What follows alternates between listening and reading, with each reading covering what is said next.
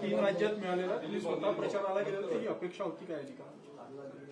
4 राज्यांच्या निकालांमध्ये 3 राज्यांमध्ये भारतीय जनता पक्षाला अभूतपूर्व अशा प्रकारचं यश प्राप्त झालंय।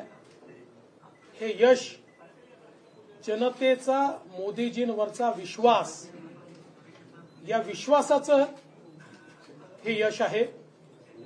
ज्या प्रकारे मोदीजींनी पारदर्शी प्रामाणिकतेने गरीब कल्याणाचा अजेंडा चालवला, ज्या प्रकारे मोदीजींनी देशाला विकासाच्या मार्गावर नेलं, ज्या प्रकारे मोदीजींनी सामान्य माणसाच्या मनामध्ये हे बिंबवलं, एस्टॅब्लिश केलं की सरकार त्यांच्याकरता काम करत आहे आणि त्याचं प्रत्यंतर ज्या प्रकारे लोकांना त्या ठिकाणी पाहायला मिळालं, हा त्याचा खरं म्हणजे विजय आहे। आणि म्हणून या सर्व राज्यांमधल्या जनतेचे तर आभार मी मानतोच, पण खऱ्या अर्थानं या विजयाचं श्रेय हे मोदीजींचं आहे, मोदीजींच्या नावाचं, त्यांच्या करिश्म्याचं आहे। आणि त्याचसोबत आमचे माननीय राष्ट्रीय अध्यक्ष जगत प्रकाश नड्डाजी आणि आमचे मास्टर स्ट्रॅटेजिस्ट अमित भाई शहा यांच्यासोबत त्या राज्यातली जी काही भाजपची टीम आहे आणि आमची जी राष्ट्रीय टीम आहे, या सगळ्यांचं हे श्रेय आहे। आणि म्हणून या सगळ्यांचं मी मनापासून अभिनंदन करतो। खरं म्हणजे आपण जर बघितलं तर भारतीय जनता पक्षाची मतं ही 10% देखील जास्त वाढलेली आहेत आणि विशेषतः छत्तीसगडमध्ये जवळपास 14% ही मतं वाढली आहेत, किंवा राजस्थानमध्ये मोठ्या प्रमाणात ती वाढली आहेत, मध्य प्रदेशमध्ये 8% ती मतं वाढलेली आहेत, तेलंगणामध्ये देखील जवळपास 10% मतं वाढलेली आहेत। त्यामुळे एकूणच सगळीकडे मोठ्या प्रमाणात जनतेचा विश्वास हा भारतीय जनता पक्षावर या ठिकाणी आपल्याला पाहायला मिळतोय।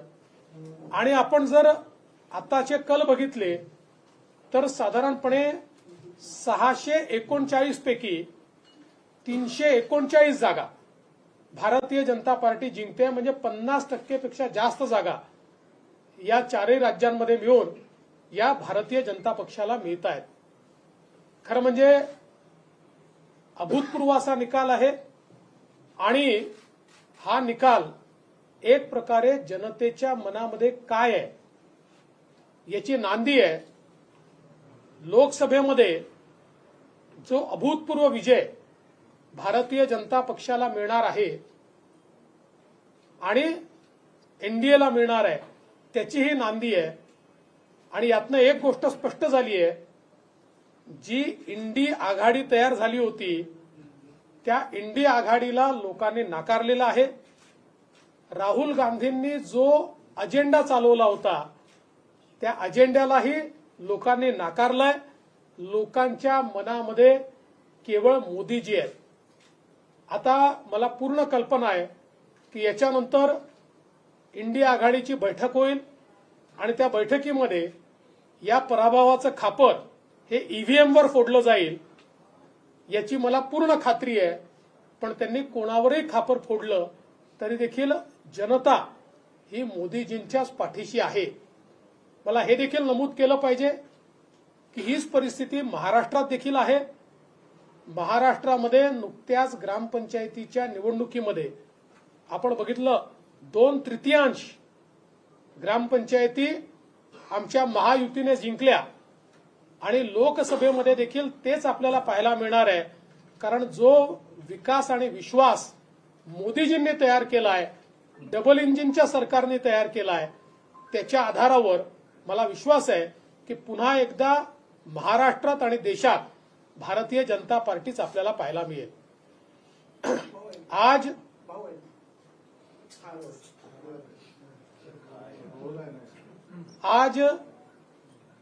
4 राज्यों के चुनाव में जो अभूतपूर्व विजय भारतीय जनता पार्टी को मिली है, मैं ऐसा मानता हूं कि लोगों ने मोदी जी पर विश्वास दिखाया है।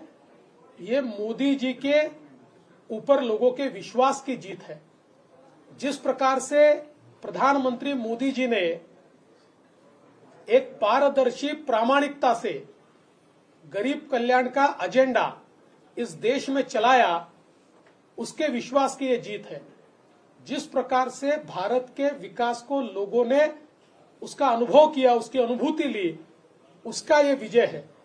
जिस प्रकार से आम आदमी को ये लगा कि कोई प्रधानमंत्री और कोई सरकार ये सीधे हमारे लिए काम कर रही है, उस अनुभूति का ये विजय है।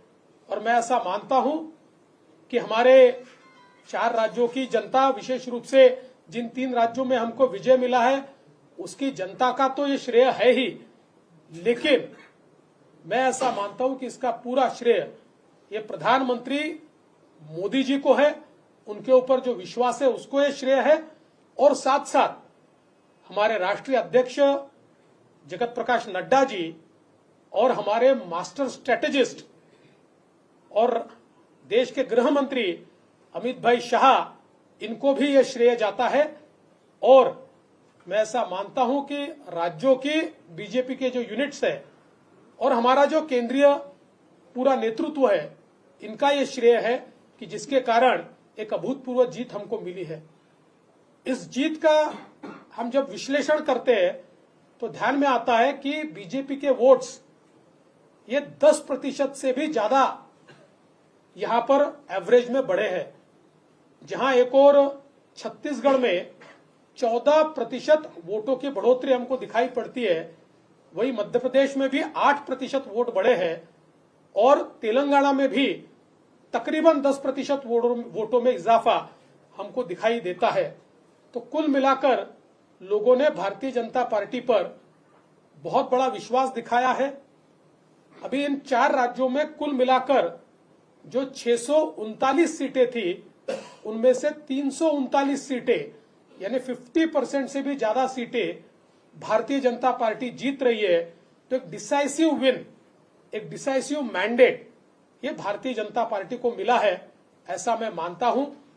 लोगों ने जो इंडी अलायंस तैयार हुआ था उसको सिरे से नकार दिया है और जिस प्रकार की राजनीति राहुल गांधी कर रहे थे और रेवड़ियां बांटने का काम कर रहे थे और जिस प्रकार के आश्वासन वो दे रहे थे, लोगों ने मोदी जी की गारंटी को स्वीकारा है और राहुल गांधी की झूठी गारंटी को सिरे से नकार दिया है।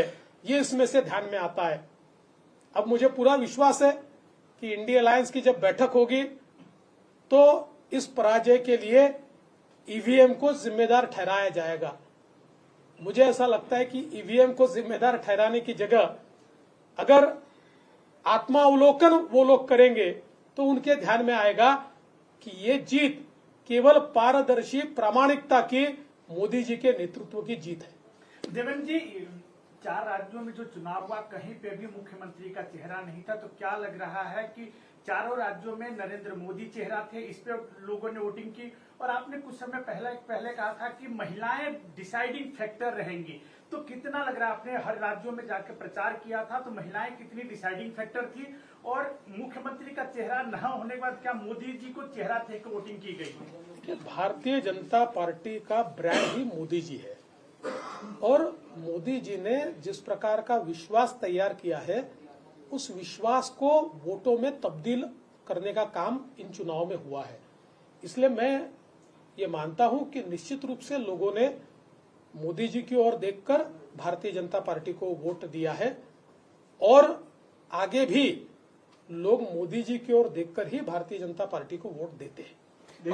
महिलाओं देखिए, अभी तो इसका विश्लेषण होगा, लेकिन अगर हम इनिशियल इंडिकेटर्स देखें, चाहे वो महिला हो, चाहे वो ओबीसी हो, चाहे वो पिछड़े हो, चाहे वो आदिवासी हो, सभी ने या अनुसूचित जाति के लोग हो, सभी ने बढ़ चढ़कर बीजेपी को वोट दिया है, ये ध्यान में आ रहा है।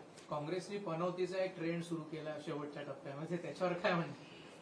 या निवडणुकीतून काँग्रेसच्या लक्षात आलं असेल नेमकी पणवती कोण आहे. त्याच्यामुळे आता पुन्हा मोदीजींबद्दल अशा प्रकारचे शब्द ते वापरणार नाहीत, हा मला विश्वास आहे. देवेंद्रजी, संजय राऊतांनी पंतप्रधान नरेंद्र मोदी ट्रेंड आहे, तसा राहुल गांधी हा ट्रेंड त्यांनी प्रस्थापित करण्याचा प्रयत्न केला, भारत जोडो यात्रा केली, पण त्याचा काही परिणाम दिसला नाही. या सगळ्या याच्यावर दिसत आहे काय असं आहे की राजकारणामध्ये दोन पद्धती असतात. एक पद्धत असते की ज्यात तुम्ही एक इव्हेंट करता, त्या इव्हेंटचा असर हा काही काळापुरता असतो, आणि दुसरं तुमचं सातत्य असतं. सातत्याने विकास करत राहायचा, सातत्याने जनसेवा करत राहायची. मोदीजी सातत्याने जनसेवा करतात, त्यामुळे त्याचा परिणाम हा लॉंग लास्टिंग आहे. आणि राहुल गांधी एक इव्हेंट करतात, त्यामुळे एक मीडिया बस तयार होतो, पण त्याच्यानंतर त्याचा परिणाम काही त्या ठिकाणी आपल्याला पाहायला मिळत नाही. आणि हेच आपल्याला या निवडणुकीत देखील पाहायला मिळालं. सर, तेलंगाना में स्ट्रेंथन करने के लिए कुछ करेंगे? तेलंगाना में जैसे कम कोर्स है तो उसके लिए आगे देखिए, तेलंगाना में हमारा जो राइज है वो बहुत बड़ा है, और मैं ऐसा मानता हूं कि तेलंगाना में ये बात स्पष्ट हो गई कि अब लोकसभा के चुनाव में पिछले समय हमको 4 सीटें मिली थी, अब इस लोकसभा के चुनाव में मैं आज ही कह देता हूं, आप देख लीजिए, हम पिछले सारे रिकॉर्ड तोड़ेंगे और तेलंगाना में लोकसभा में नंबर 1 पार्टी बीजेपी होगी. इसका विरोधकांकडून आरोप केले जात आहे का हे यश ईडी आणि सीबीआय मुळे मिळालं असे आरोप होतो? नाही, मी तर सांगितलं, ईडी, सीबीआय, ईव्हीएम जेव्हा त्यांना यश मिळतं तेव्हा ते जनतेने दिलेलं यश असतं, आणि आम्हाला यश मिळालं की ते ईव्हीएमनी, ईडीनी, सीबीआयनी. जोपर्यंत या मानसिकतेत विरोधी पक्ष राहील तोपर्यंत ते कधीच सत्तेवर येऊ शकणार नाही. देवेंद्र जी, इसको सेमीफाइनल के रूप में देखा जा रहा था इन चुनावों को. 2024 में लोकसभा भी है, महाराष्ट्र का चुनाव भी है, तो जिस तरीके से मध्य प्रदेश में 160 के ऊपर गई है, तो क्या महाराष्ट्र का समीकरण क्या लग रहा है आपको? क्या इसका इफेक्ट वहां पे पड़ेगा? लोकसभा का भी चुनाव उससे पहले है. देखिए, मैं पहली बात तो आपको बोल देना चाहता हूं कि लोकसभा के बारे में तो लोगों की मानसिकता तय है. इन चुनाव से हमको फायदा होगा इसमें कोई शक नहीं है, पर इन चुनाव के परिणामों पर लोकसभा कभी भी निर्भर नहीं थी. लोकसभा में लोगों का मन बना है, लोग मोदी जी को बनाना चाहते हैं, इसलिए लोकसभा में तो वोट मिलते ही. लेकिन अब मैं ऐसा मानता हूं कि इसके कारण बहुत ज्यादा सकारात्मकता तयार हो गई है. देवेंद्रजी, हिंदी भागात भाजपला मतं मिळते, मात्र आता दक्षिणेत कर्नाटकला पराभवाला सामोरं जावं लागलं. इथे तेलंगणातही काही फार करिश्मा दाखवता आला नाही. दक्षिणेतले लोक भाजपला का स्वीकारत नाही? पहिली गोष्ट तर अशी आहे की तेलंगणामध्ये आमचा राईज हा नेत्रदीपक आहे, आणि मी तुम्हाला विश्वासाने सांगतो की तेलंगणामध्ये लोकसभेमध्ये नंबर 1 पार्टी बीजेपी असेल, आणि पुढच्या विधानसभेत आम्ही तेलंगणा जिंकू. कर्नाटकमध्ये खोटी आश्वासनं देऊन निवडून आलेल्या काँग्रेसची स्थिती आजच अशी आहे. मी तुम्हाला लिहून देतो, आणि माझा बाईट आजचा तुम्ही लोकसभेच्या दिवशी जरूर वापरा, की लोकसभेमध्ये कर्नाटकमध्ये 20 पेक्षा जास्त जागा भारतीय जनता पार्टी जिंकणार. आणि आज जर कर्नाटकच्या निवडणुका झाल्या तर कर्नाटकची विधानसभाही भारतीय जनता पार्टी जिंकेल, कारण लोकांच्या काही महिन्यांमध्येच लक्षात आलं की आपल्या हातून चूक झाली आहे. देवेंद्र जी, क्या लग रहा है कि इंडिया गठबंधन के लोग अब इस चुनाव परिणाम के बाद राहुल गांधी और कांग्रेस से दूर भागने की कोशिश करेंगे? क्या लग रहा है आपको? देखिए, इंडिया अलायंस ये कोई अलायंस थोड़ी है, ये कोई विचारों के साथ में आए हुए लोग नहीं है, ये कॉमन मिनिमम प्रोग्राम पे भी साथ में आए हुए लोग नहीं है. इनका केवल एक प्रोग्राम है, मोदी जी को हटाओ, क्योंकि मोदी जी के कारण इन सारी परिवारवादी पार्टियों की दुकानदारी बंद हो रही है. इसलिए मोदी जी को हटाने का प्रयास ये लोग मिलकर करते हैं. इसलिए ये कभी कोहेसिव ग्रुप था नहीं, आगे भी कोहेसिव ग्रुप रह सकता नहीं.